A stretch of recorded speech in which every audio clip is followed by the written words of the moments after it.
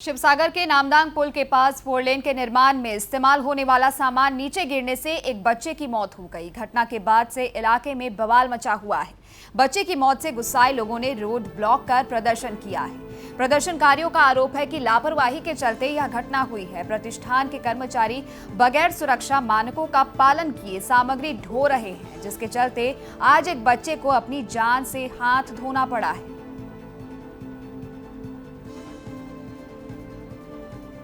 प्रथम कथा एटू दुर्घटना নহয়, एटू হৈছে এটা হত্যাকাণ্ড।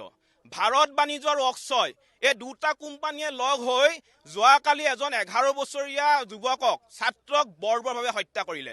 আমি জাতীয় সংগ্ৰামী অসমে বাৰে বাৰে বিগত সময়ছোৱাত কৈ আহিছো, জাজিৰ পৰা ডিমলৈ যিটো চাইলেনযুক্ত পথ নিৰ্মাণ হৈছে, এই নিৰ্মাণত দুৰ্নীতি হৈছে, এই নিৰ্মাণত ব্যাপকভাৱে অনিয়ম হৈছে।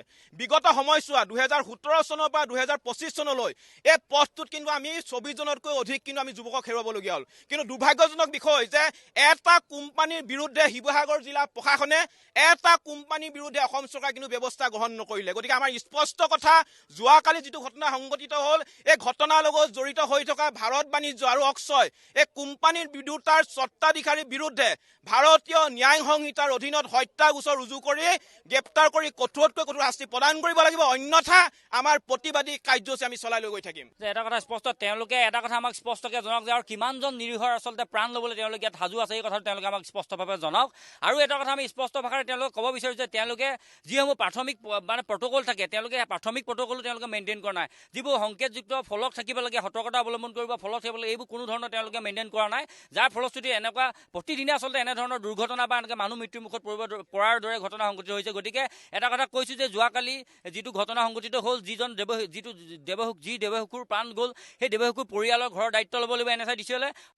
আমি এনেই এইডোখৰতে বতাহ খাই আছিলোঁ, তাৰপৰা ল'ৰা 4-5টামান এনেই খেলি আছিলে, এইডোখৰতে চোৱাচুৰি কৰি আছিলে। তাৰ ল'ৰাটো দাঁতিলৈ যাওঁতে ৱালখন নিজে নিজে পৰি ল'ৰাটো হেঁচা মাৰি ধৰিলে। তাৰপৰা সৰু ল'ৰা এটাই চিঞৰিলে আৰু ভায়েকে চিঞৰিলে। ৰুলাৰ ড্ৰাইভাৰজন আহি লৰালৈকে সেইখন দাঙি পেলাই দুজন মানুহে এইখিনি ববা বুলি কয়, দুজনে দাঙি পেলাই ল'ৰাটোক ওলোৱাই দিলে। ওলোৱাই দিয়াৰ পিছত আৰু তাৰ চেঞ্চেই নাই, সি কৈছে আৰু মই উশাহ ল'ব পৰা নাই। তাৰপৰা দাঙি পেলাই লৈ গৈ গাড়ীত নি মেডিকেল লৈ গৈছে।